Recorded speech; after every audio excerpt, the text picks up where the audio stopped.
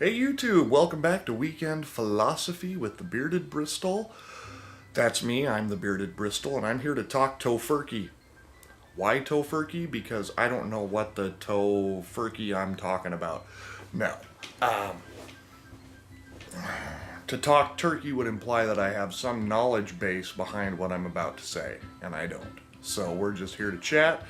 Hope you have yourself a nice beverage. I have mine here, a little cheap Clan McGregor scotch, my always go-to drink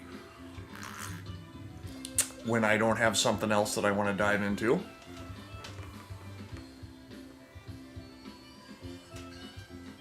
But speaking of diving in, let's talk about being a workaholic. Now let me set the stage. I went down to my local bar tonight, and a friend of mine sat down with me and a couple other guys as the evening wore on, and started to talk about how he's in trouble. And yes, air quotes, in trouble. Because his wife has scheduled a 10-day vacation for him, his wife, and his two children, one in college and one in high school, in Hawaii. Oh boy, my heart goes out to him. Oh, he's in trouble. He's got to go to Hawaii. Well, here's the deal.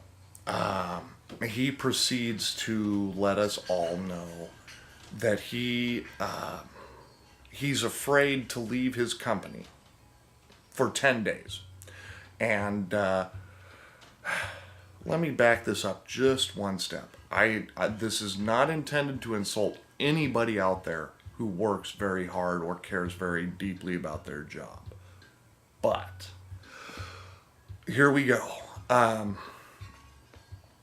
He is afraid to leave his company for 10 days because he's afraid he'll lose clients.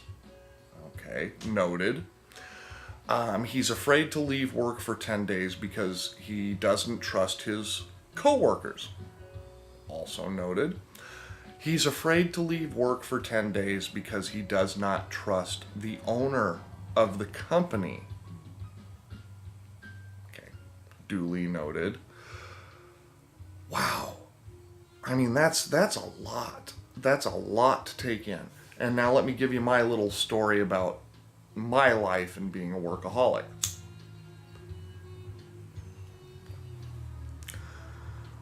When I was a young professional, you know, my dad taught me how to work hard. He taught me how to value my career. He taught me a lot of things about working, and I appreciate that to the core. But he didn't necessarily teach me all of the right things. So my first 2 years as a professional, I took exactly 2 days of vacation.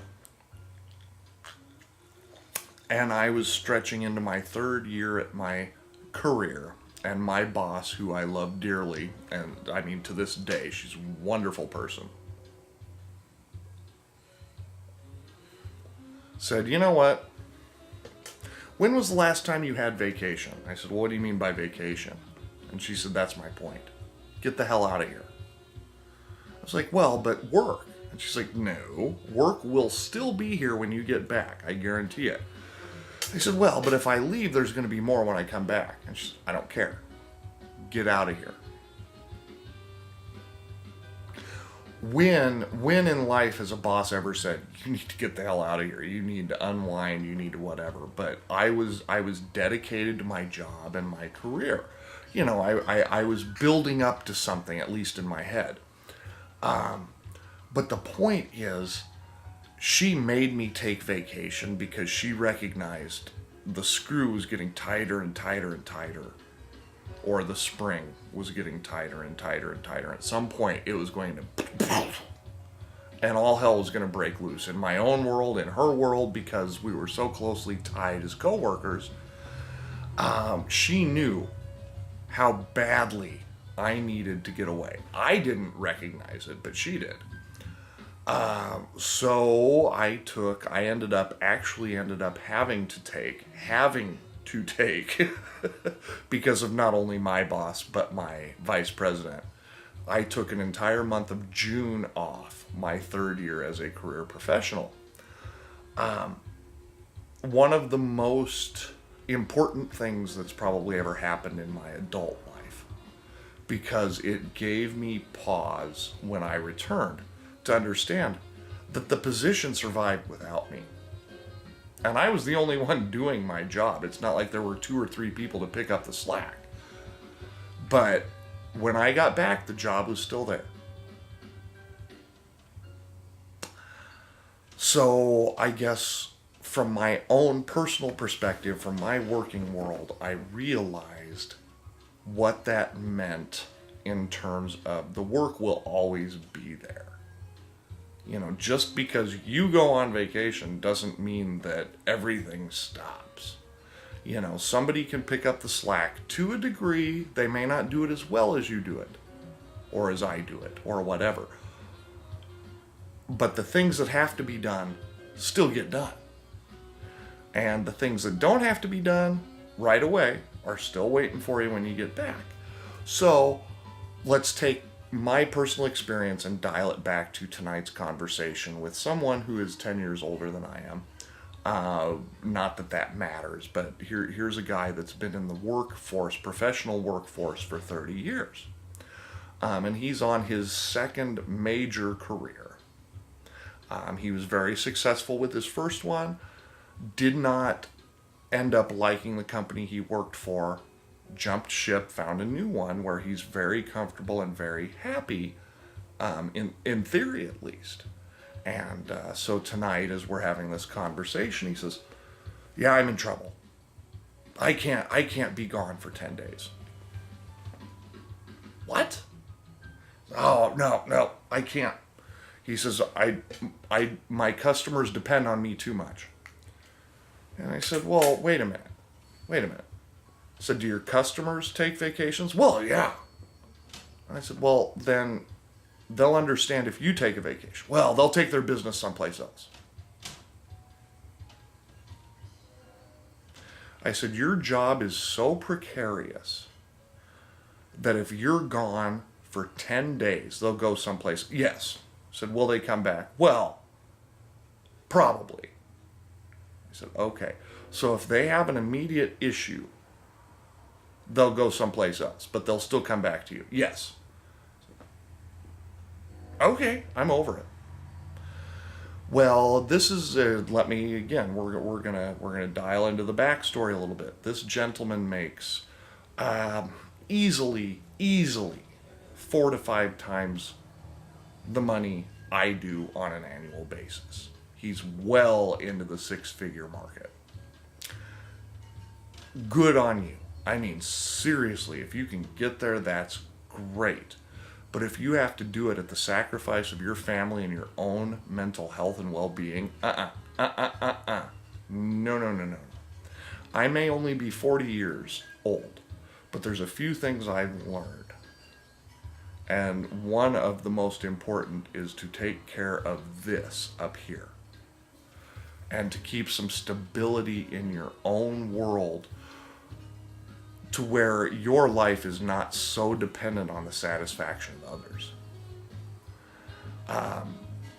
That said, back to the matter at hand. He is so concerned, ultimately, of losing clients over him being gone for 10 days that he is literally thinking of letting his wife and 2 children, again, college age and high school, but 2 kids, the 3 of them go off to Hawaii without him for 10 days so that he can stay and work. And if that's not the definition of a workaholic, I'm not sure what is. And good on him for providing for his family. I mean, seriously, God bless him. But I don't believe that that's the actual problem.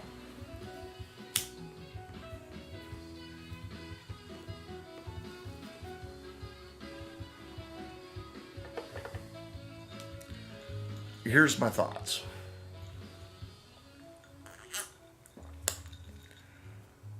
it's not work that's got him freaked out nearly as much as it does alone time with his family. And I cannot think of a bigger tragedy. Again, here's a guy with the best heart, best intentions.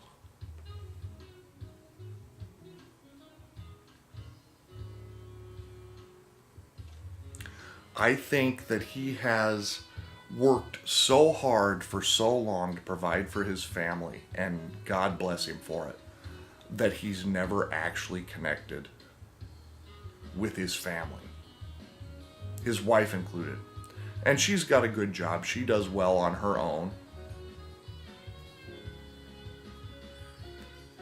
I'm having a heck of a time with this thing, right? But I think, she recognizes she needs to get away. She recognizes he needs to get away. They also recognize that they have done a disservice to their children by being full-time workaholics, the both of them. And they have sacrificed family time for the sake of providing for their children and for themselves. So they have this big, beautiful house that none of them ever spend time in together. And it's sad, and that's just sad. I was raised in a family that was just above the poverty threshold. My dad worked his tail off to the tune of 50 hours a week, give or take. But we did family dinners together. Dad had bought and paid for the house, all of the vehicles that we owned, which was 3. None of them new. None of them new by a large stretch of the imagination. But Dad owned everything that we had. And we did family dinners. And we did Sunday lunch and dinner. And we occasionally went fishing, and twice in my childhood went on vacations. But nevertheless, Dad chose a different road of sacrifice. He didn't want to work 60 hours and not be around the family.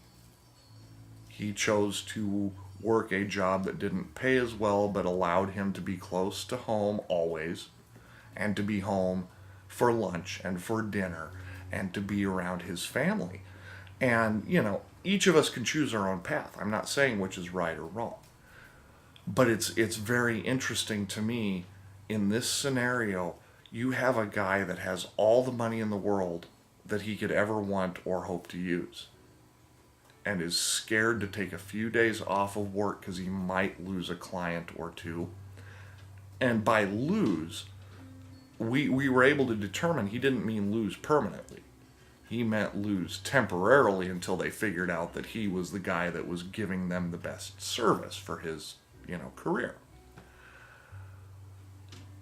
So terrified of that momentary dip in income / commission that he's thinking of not taking a 10-day vacation with his family. And I'm thinking in my head, and you're hearing it here out loud, what a damn tragedy. I mean, seriously. Seriously.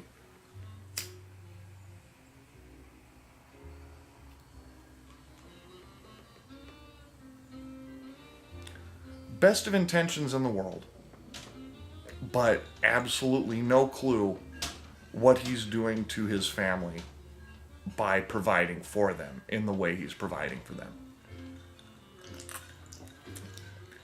His kids drive vehicles newer than most of us are driving.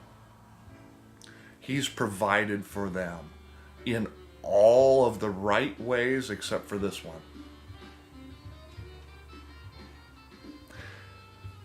And I'm not sure at this stage in his life and in their lives that he's capable of bridging that gap. And I shake my head and I struggle with that.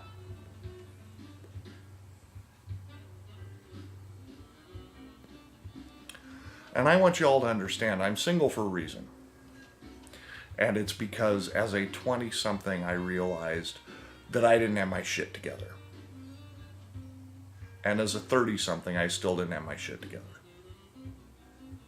Now I'm 40, and I've almost got my shit together. Probably too late to have kids now. Bad on me.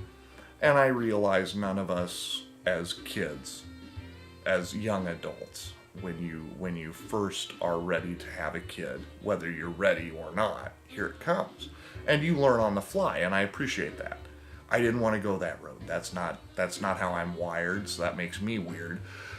But nevertheless, to be an outside observer looking at this, and I'm able to diagnose the fact that he's provided for his kids in the best way he knew how. And again, good on him for doing that. But where he hasn't provided for them is right here. And that's also where he hasn't provided for himself.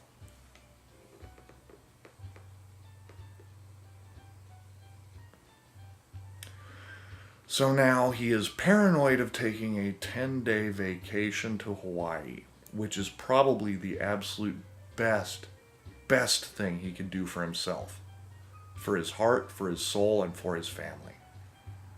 And he may not do it because he's too scared of missing work, but subsequently also scared of being isolated that closely with his family.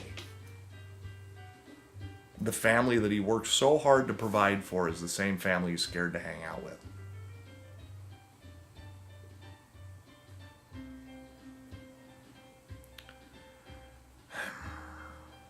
It's sad. I mean, it just is.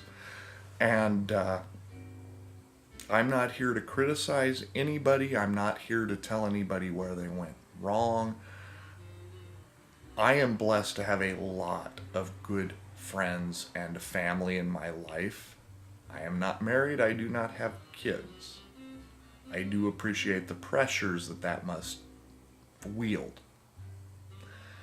But to sacrifice your familial relationships for your work suggests, to me anyway, something much deeper. And I want to give advice and I can't.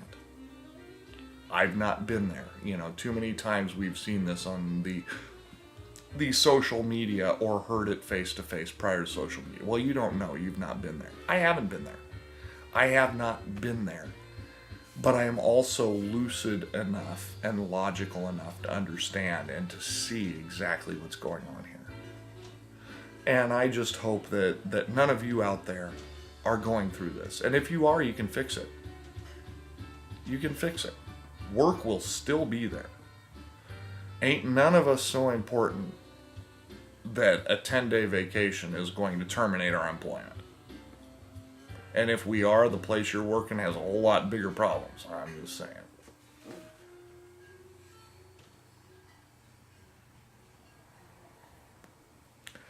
So anyway, that went down a long and winding road that it's funny how these things just come up and strike me in a sense where it's like, okay, well, this is weekend philosophy now. Usually I like to take 3 or 4 days to think things through, and then there's this tonight. I'm going, oh man, I just got to get this out. Anyway.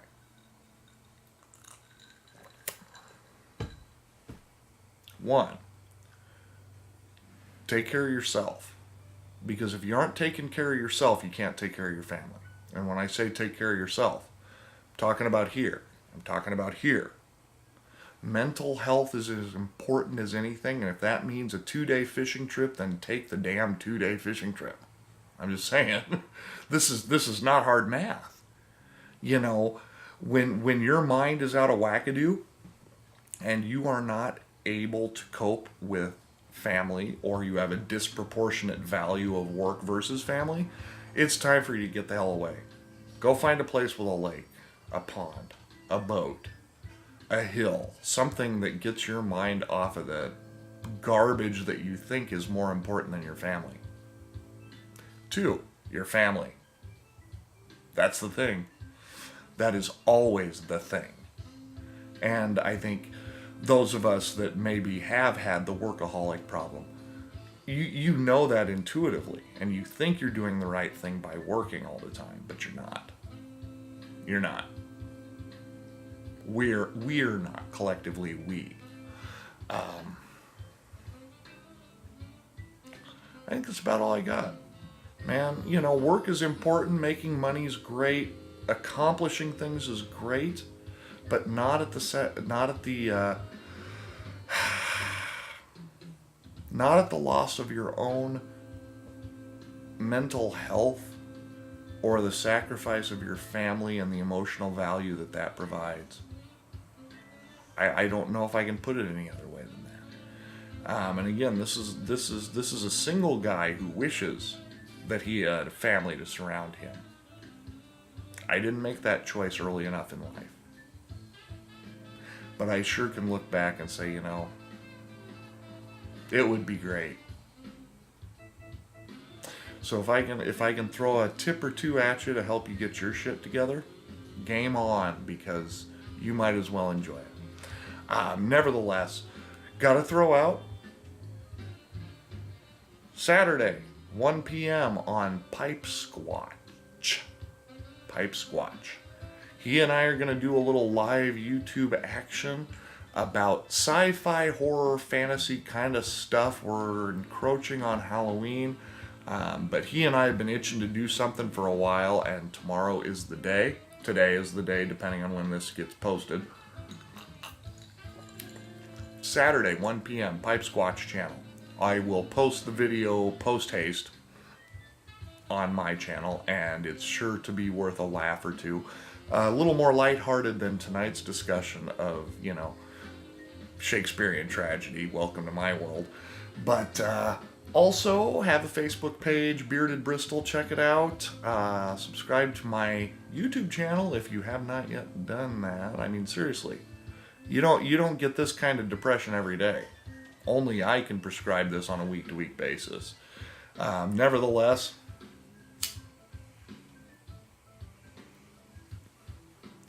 enjoying a little Stokeby's Highland whiskey in my Luco Venetti pipe tonight. And now all of a sudden it feels like the tobacco's going to stay lit. How's that for, comedy and tragedy? That said, no matter who you are or where you are, hope you're having a great weekend. We'll talk to you again soon. Take care.